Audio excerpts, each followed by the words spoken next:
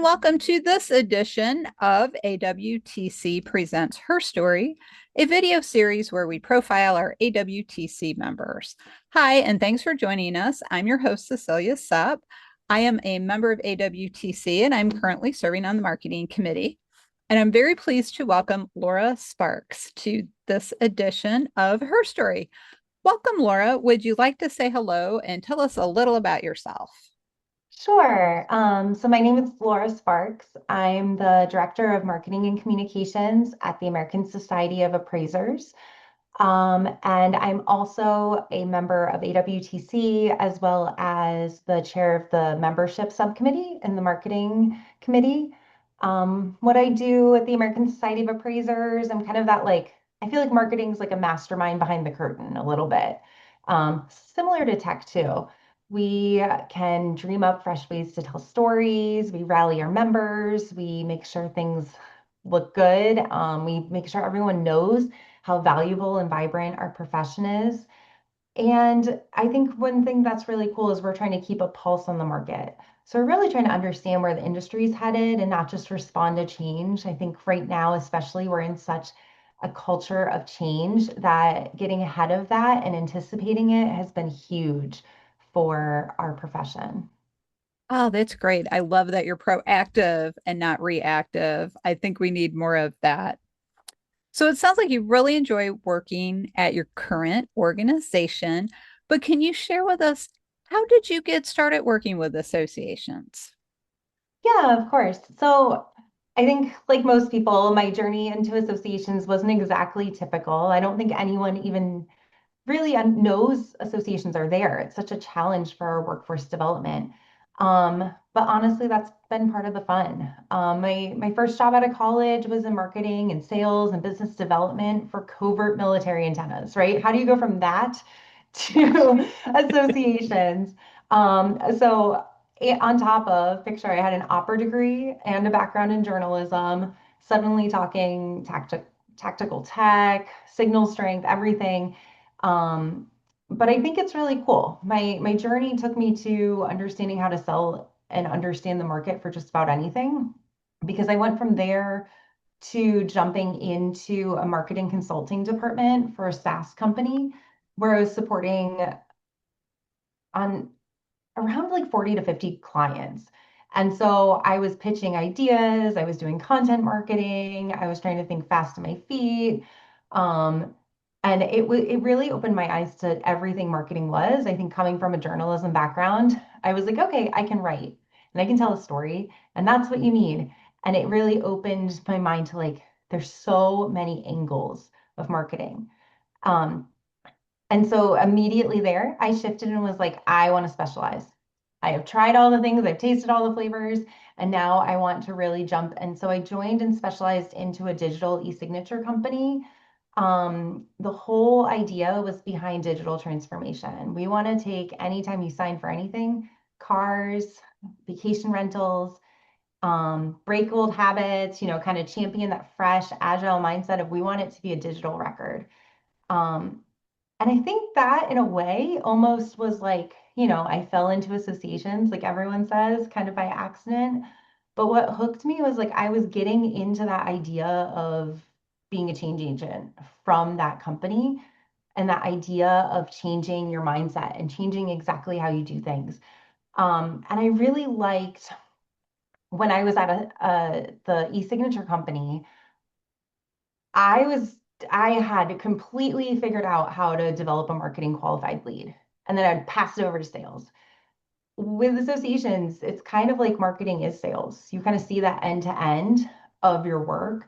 You see that you get to dive into the data. You get to kind of understand and connect to the real people. You're not just churning through, okay, I'm trying to create the perfect formula to qualify these leads, and hopefully sales connects them, and I've given them enough information to develop them. And so it was really that ability to mix the analysis with the creative, probably ties into my opera degree, right? It's a little bit of the combination of everything that I think it just never gets old. It's fun. Well, that is great, and I think you've started to answer my next question. Are so enthusiastic about your work. Could you tell us about a time where you felt really good about what you do? Yeah, I stepped into my role with ASA in April. So it's a relatively new role. And I feel like for the first time, marketing's truly getting invited early, which is it doesn't always happen. I feel like a lot of times marketing is almost a replacement word for promotion, right? Hey, we need to market this, which a lot of people feel like is just throwing email out. And so I actually feel like I'm at an organization where I'm not just swooping in and kind of like making things pretty, putting lipstick on a pig, right? Like you don't really have a say, you just kind of make it beautiful. And so it's that to me feels really good because we are getting out of that feeling like we're a tool or a drive-through window and we're kind of pushing forward into that like driver of strategy and change that is really needed for associations. Like we to really push associations and challenge a dying membership across the board of our industry. And that's been so energizing because I think seeing leadership value the power of marketing and technology and having that mindset early on from the start is huge. Because we're able to shape the programs, we're able to say, like, ooh, have we considered this or that? Does the tool that we're actually considering work? Instead of saying, hey, this department has an idea, now, marketing and tech need to implement it. And so I am feeling really great just being part of that culture and really understanding that like it's a journey, but the culture alone is such a big part of where you work and what you do and how you feel proud about it. Oh, that's a great observation. So you've just shared how you feel that things are evolving for you, especially in your new role at your organization. So what advice would you share with a woman who is in tech or who uses tech a lot in their work? I would say be curious. I feel like it's a superpower. I feel like it's less about having the answer, right? Especially as you're evolving in your career, you feel like you have to have the answer, and especially when senior leadership is calling on you and you're like, I need to know everything. It's not possible. And so I feel like it's less about having that answer and more about loving the questions, wondering what's possible, poking holes in things, um, challenging that like it's always been done this way, therefore we need to do it. It's say why and then ask why again and why again. Like, and so I think it's imagining new ways to solve problems because associations are so rooted in that deep member tradition and we don't want to lose that. But it's like being curious and how can we show up in new ways to honor that tradition and saying like, well, let's give it a try. Let's have a postmortem and say like, what's the worst that could happen, right? The worst that could happen is the thing bombs and it's fine. But what did we learn from it? Well, we learned that that idea doesn't work with our members. So it's for me that like curiosity versus that set it and forget it mindset is huge. Um, and I think it's so important because like we need to listen to what the data and the market's telling us. We need to understand what's missing from that data too, because I think a lot of times we jump into, okay, we're going to dig into the data. The data is telling us these people are engaging with something, therefore it's a success. It's like, well, what about the people that aren't engaging in it? What can we be curious about them? Can we step back and say, what aren't we seeing? What aren't we? And so I think curiosity just leads to just more collaboration between departments, better results. And it's not listening to the loudest voices, which I think is huge in associations because we have passionate members. We all have passionate members and they're great, but we need to understand kind of how to move the association and the profession forward. And yeah, I agree. That is a really good observation. And you mentioned being curious, and that's a great lead in to my next question, which is where do you think technology is taking associations in the future? Yeah, I think it's hard. There are a million tools to do things better. And so technology is really going to springboard us forward. But I almost feel like for technology shaping us, it's not introducing new tools fully, but it's enabling that deeper mindset into being agile and learning and understanding. Like, I think the real transformation is almost coming when associations move away from we've always done it this way to like lean startup mentality of a tech startup, Mhm. rapid experimentation, iterative approaches, validating learning. I see it a lot in my association, right? Like we have members coming to us saying we need new courses. There's new trends in appraising. We need this. We need new accreditation. And that's a huge investment. And associations are risk adverse. Even and so what can you do to change that mindset? I think is like really leaning into what tools do we have because we are too small to be implementing the latest and the greatest. We do not have the bandwidth. And I think if we continue to chase the latest and the greatest, we might hit challenges. And so it's like, what can we do with the tools that enable us to shift our mindset and be agile and learn and then slowly implement, right? Like new tools aren't bad. But taking that iterative approach to test and experiment, it's hard, I think, for a marketer, right? Like we ensure brand promise.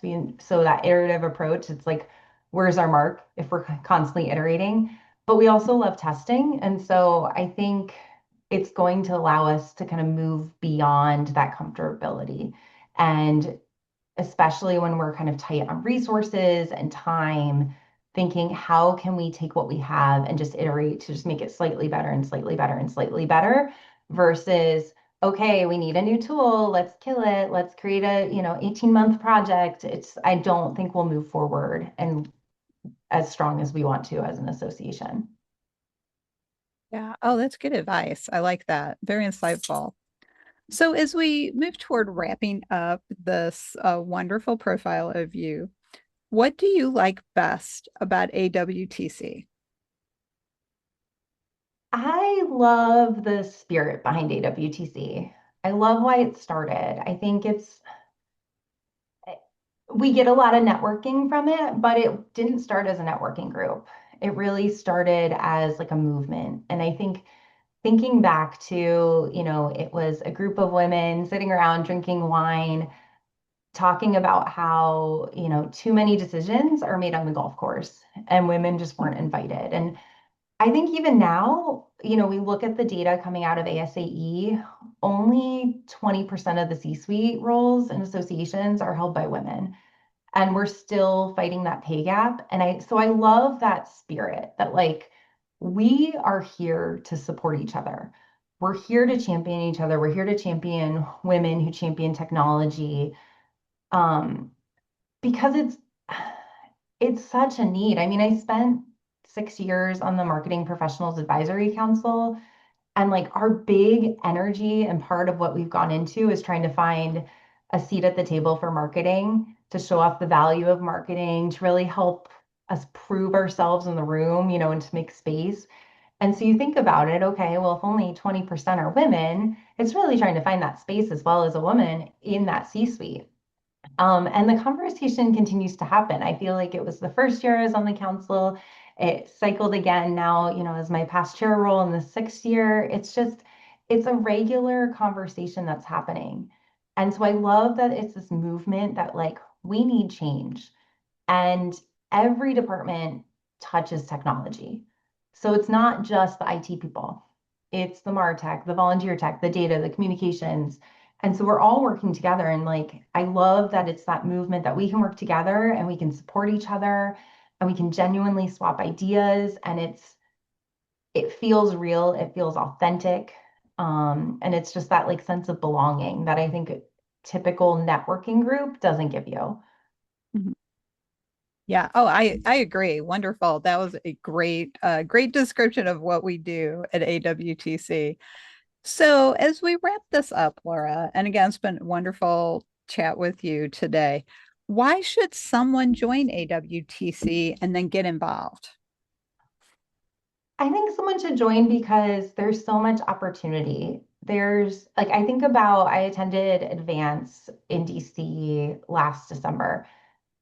And yes, it had networking, it had education, it had a lot of things that you go to any other conference, and it has. But I vividly remember sitting around in a group of probably 5 people, and we were talking about like what we wanted to change in our career, in our lives, in our work-life balance. And it just felt so authentic. People wanted to help you. They connected after the fact to talk through, hey, how did it go? Can I give you this name that I mentioned? You don't get that a lot of places. And so I think joining AWTC, it's, a free membership. It's all about belonging. You get that closeness and it makes the association community feel a lot smaller because you can learn new skills. You can kind of, I mean, the programs alone, right? There's mentorship, there's awards, there's education, there's networking. So you can join just to join, but I think like the conversations in the community that you get from it are so huge and worth it that it just makes everything smaller. And I think in today's world, that's so important to have that core group of people championing you and really wanting to be alongside you. Well said again. I think that is a wonderful description of why you should join and why you should get involved, like Laura and I have done. And I want to thank Laura for joining me for this episode of AWTC Presents Her Story. And Laura's already hit on all the high points of what we do, from networking to events to a membership that has no fee. And like I like to say, it's the most valuable no fee membership on the planet. So please check us out at our website, awtc.tech. You can find information about who we are, what we do, and our whole lineup of virtual and in-person events. We have several events every month, and they're easy to find, easy to sign up, and it's a great way to meet people and expand your network. And before we sign off, we want to remind you everyone is welcome in AWTC. You don't have to be a woman and you don't have to be an IT person. You just have to be a person who likes technology, uses it, and is trying to make it work better for associations. So thank you for joining us again for this episode. And again, please check out our website, awtc.tech. I'm your host, Cecilia Sepp, and we will see you next time.